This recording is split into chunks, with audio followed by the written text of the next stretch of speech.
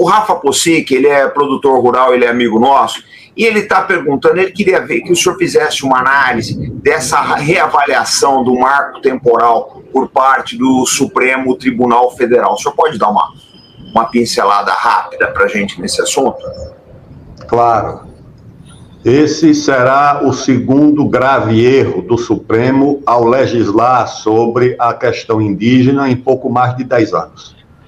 O Supremo cometeu um erro grave quando um ministro, em decisão monocrática, legitimou a demarcação da Raposa Serra do Sol em área contínua, contrariando a vontade da maioria dos indígenas, contrariando a lógica da geopolítica que deveria ser praticada na demarcação dessas terras, imobilizando uma área importante do estado do Amapá, de Roraima, que já tinha outra área imobilizada na demarcação dos Yanomami. E o problema é que o Supremo, na verdade, não está interpretando a Constituição. O Supremo está reescrevendo a Constituição. Por quê? Porque o que se chama de marco temporal é uma referência do artigo 231 da Constituição, promulgada no dia 5 de outubro de 1988, e nesse artigo está escrito que a União deverá demarcar as terras efetivamente ocupadas pelas populações indígenas. Ocupadas é o verbo no presente do indicativo, ou seja, a referência é ocupadas na data em que a Constituição foi promulgada, em outubro de 1988. Porque se você retirar esse marco, você abre espaço para a multiplicação de conflitos sociais derivados de reivindicações que podem aparecer, inclusive de recriação de etnias que estavam aparentemente extintas, e que a FUNAI, para se empoderar, precisa desse conflito para poder legitimar a sua existência. Então, ao invés de ter um marco de demarcar terras onde estejam vivendo os índios, você abre espaço para qualquer área ser reivindicada.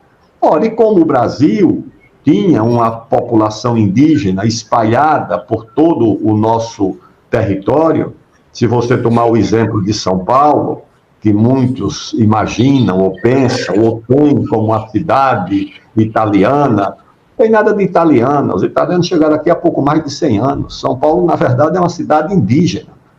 Tá certo? A toponímia de São Paulo é toda indígena. O que é que tem Morumbi de italiano? O que é que tem Ibirapuera de italiano? O que é que tem Itaquera de italiano? Mandaqui, Moca, Ayangabaú, Tietê. Isso tudo é puramente indígena. Por quê? Porque eram os guaianás que viviam aqui. O cacique Tibiriçá fez o casamento da filha, que era uma nobre indígena, da Bartira, com um português, que era o João Ramalho. Os netos e os descendentes tiveram as suas glebas distribuídas por ele. É um patriarca de São Paulo. Os ossos do cacique Tibiriçá repousam na cripta da Catedral da Sé.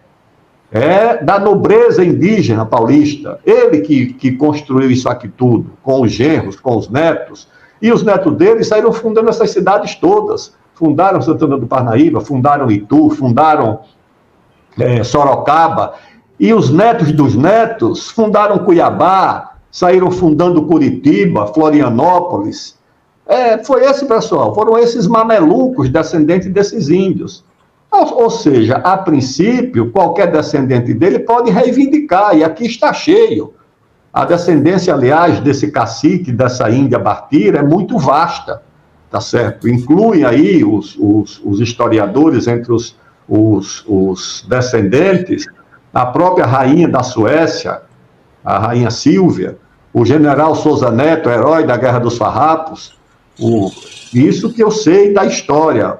o deputado Cunha Bueno, aqui de São Paulo, que tem um neto chamado Tibiriçá, uma neta chamada Bartira, ou seja, é uma descendência muito grande que tem. Agora, você vai ter casos mais concretos, como eu conheço em Santa Catarina, tá certo? Um rapaz, ele inclusive era do PCdoB quando me procurou, o pai, um pequeno agricultor, emprestou uma área da sua pequena propriedade para que indígenas pudessem fazer uma roça. Depois chega um antropólogo da FUNAI e diz que os indígenas deveriam reivindicar aquela terra para eles e abrir um processo de desapropriação. Pequenos proprietários, comandante Robson. Uma coisa absolutamente criminosa, de má fé.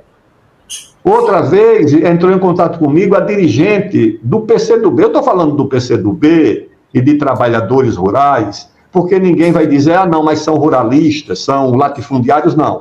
Era uma dirigente do PCdoB, diretora do Sindicato dos Trabalhadores Rurais de um município do Maranhão, que entrou em contato comigo para dizer o seguinte, olha, a metade do município já está demarcada, a FUNAI quer demarcar a outra metade, vai gerar um conflito muito grande com pequenos proprietários, pequenos lavradores, aliás, todos parentes, todos mestiços, todos descendentes de alguma forma de indígenas, ou seja, eram indígenas ou mestiços descendentes de indígenas em disputa com outros mestiços.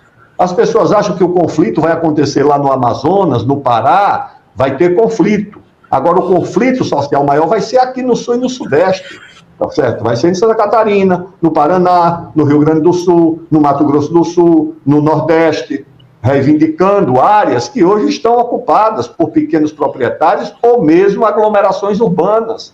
Porque essa questão, inclusive, já aconteceu em Roraima. Queriam extinguir 2 municípios em Roraima.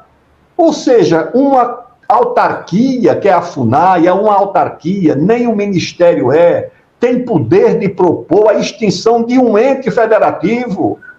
Quem abrir a Constituição vai lá encontrar que o Brasil é uma federação formada de 3 entes federativos. A União, o Estado e o município.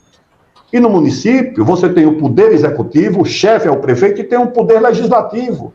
E sem ouvir ninguém, você pode, como a FUNAI propõe, extinguir municípios. Não, isso não existe no mundo, isso é um abuso.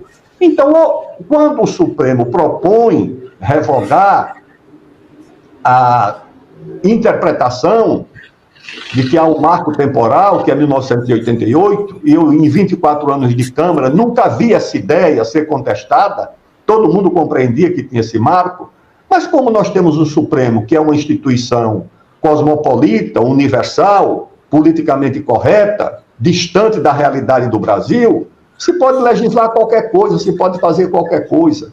Eu acho que o Congresso tem que aguardar a decisão final do Supremo, e se o Supremo se arvorar em revogar o que está na Constituição, porque o que está na Constituição é o marco temporal. Se isso for revogado pelo Supremo, o Congresso tem a obrigação moral, política e institucional de fazer uma emenda à Constituição restabelecendo o que a Constituição dizia. Não tem outra saída. Como o Supremo quer legislar sobre tudo, até sobre vaquejada,